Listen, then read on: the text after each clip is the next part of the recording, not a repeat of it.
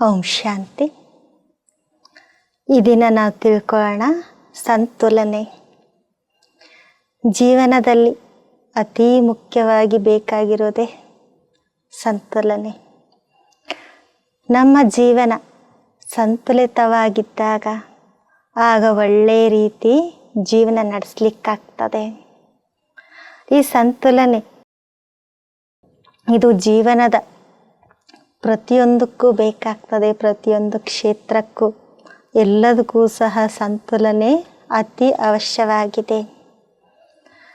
ಒಬ್ಬರು ಒಂದು ಸೈಕಲ್ ನಡೆಸ್ತಾರೆ ಅಂದರೆ ಅಲ್ಲಿ ಸಂತುಲನೆ ಇರಬೇಕು, ಬ್ಯಾಲೆನ್ಸ್ ಇರಬೇಕು.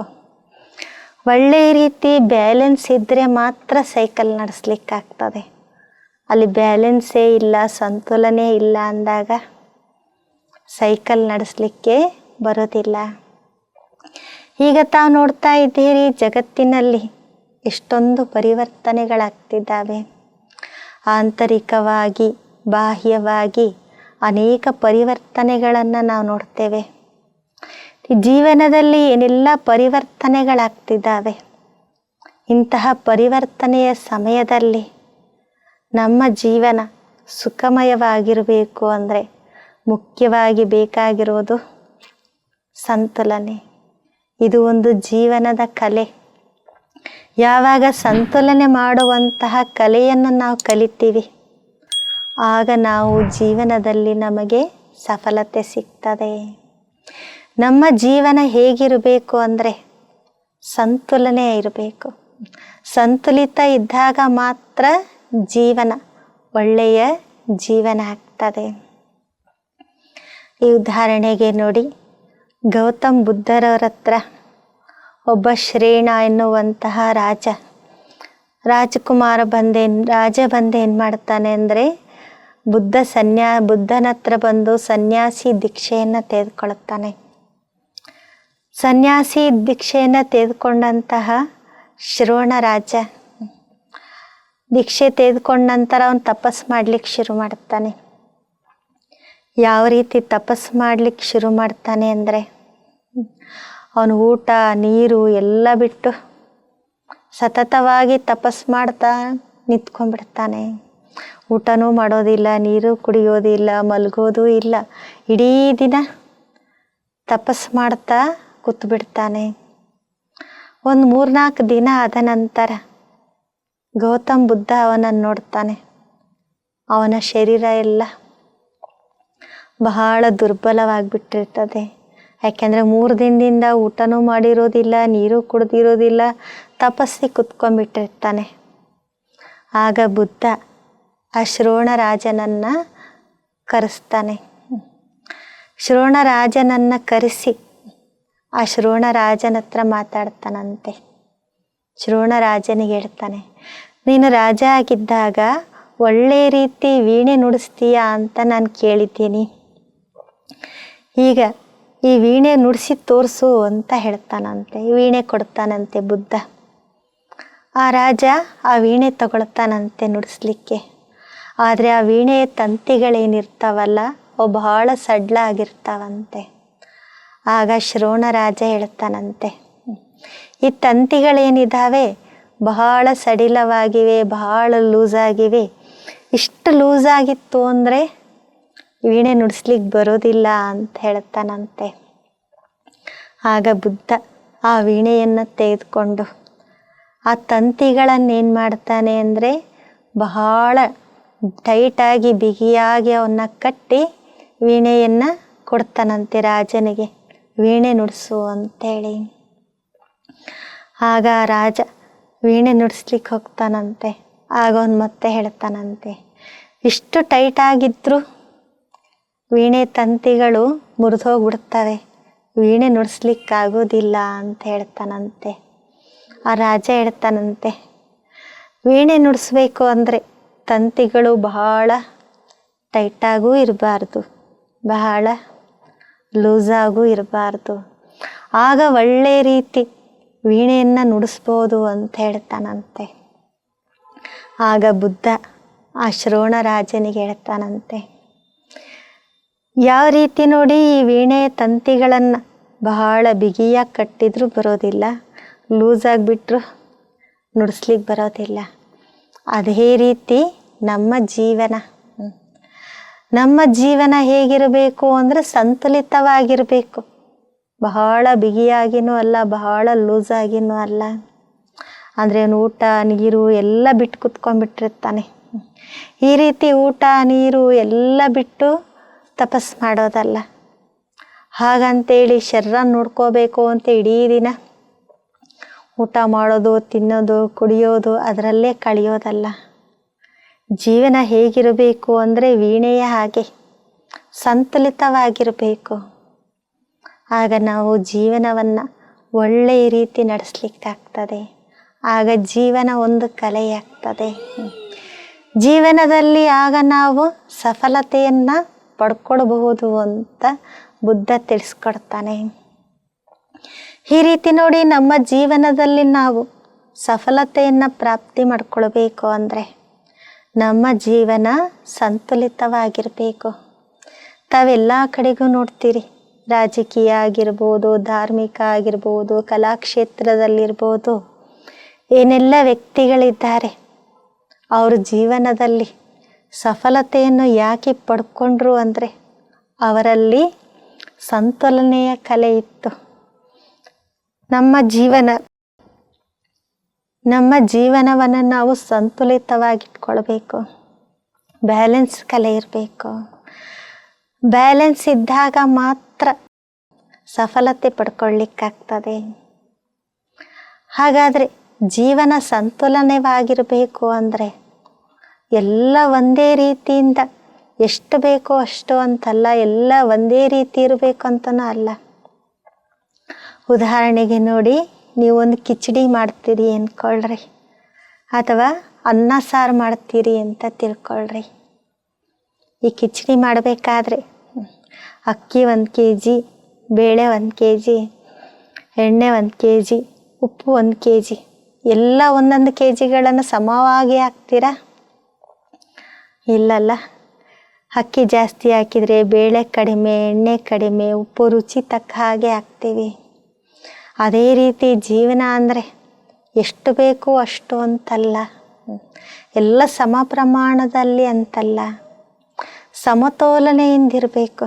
ಯಾವ ರೀತಿ ಒಂದು ಕಿಚಡಿ ಮಾಡಿದರೆ ಯಾವ ರೀತಿ ಏನೇನು ಬೇಕು, ಎಷ್ಟು ಬೇಕೋ ಅಷ್ಟು ಹಾಕ್ತೀವಿ. ಅದೇ ರೀತಿ ನಮ್ಮ ಜೀವನ ಹೇಗಿರಬೇಕು, ಸಂತುಲಿತವಾಗಿರಬೇಕು. ಆಗ ಜೀವನ ಒಂದು ಕಲೆಯಾಗ್ತದೆ.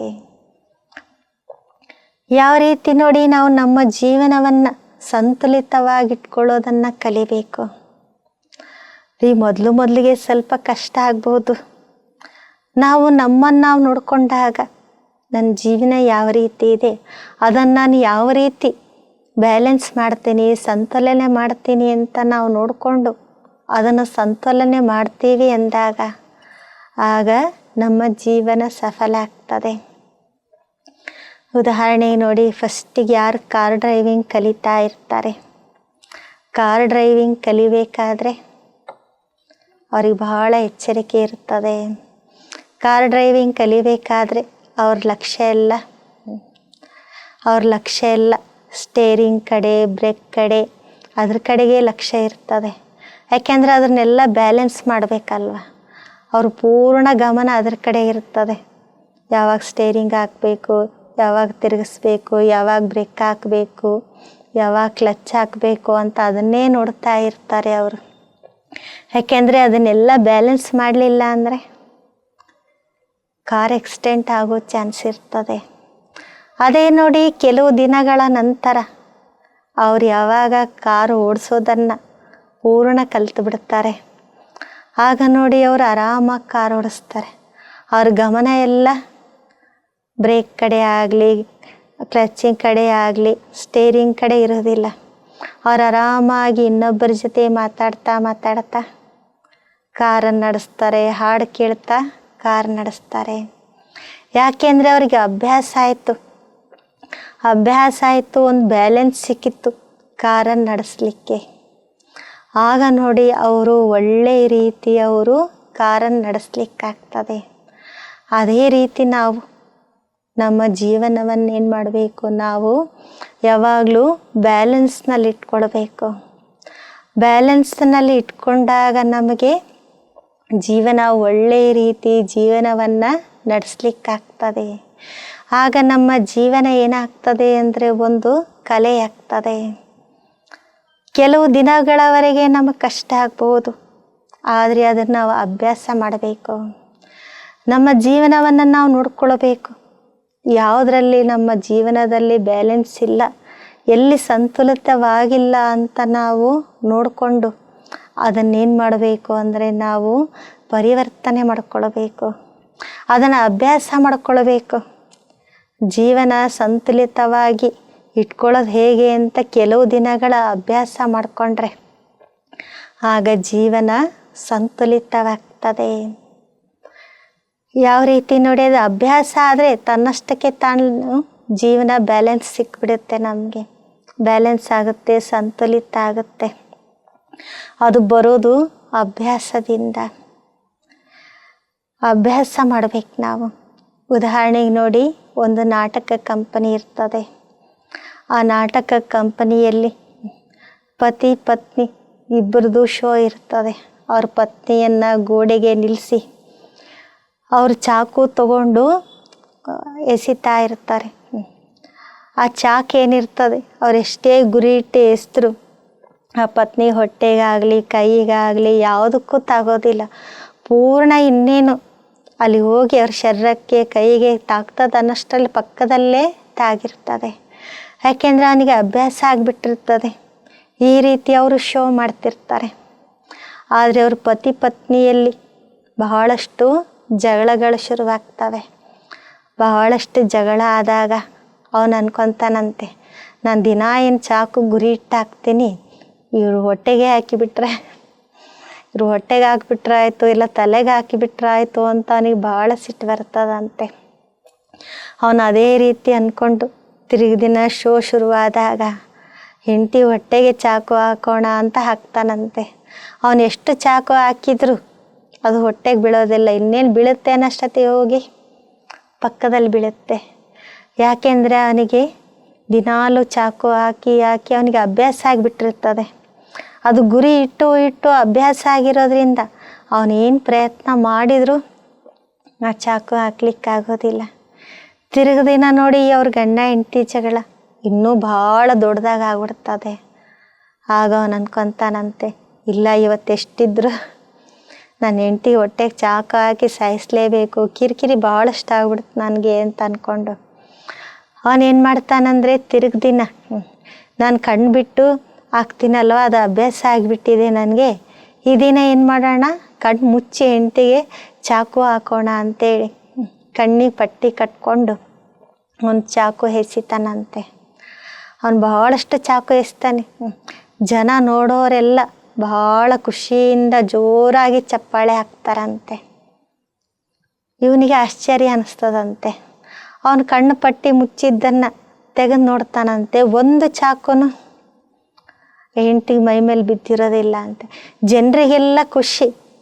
ಯಾಕೆಂದರೆ ದಿನಾಲು ಕಣ್ಣು ಬಿಟ್ಟು ಹಾಕ್ತಿದ್ದ, ಇವತ್ತು ಕಣ್ಣು ಮುಚ್ಕೊಂಡು ಹಾಕಿದ್ರು ಗುರಿ ಒಂದು ಸ್ವಲ್ಪನೂ ತಪ್ಪಿಲ್ವಲ್ಲ, ಎಷ್ಟೊಂದು ಒಳ್ಳೆಯ ರೀತಿ ಶೋ ತೋರಿಸಿದ ಅಂತೇಳಿ ಎಲ್ಲರೂ ಖುಷಿಯಿಂದ ಚಪ್ಪಾಳೆ ಬಾರಿಸ್ತಾರೆ.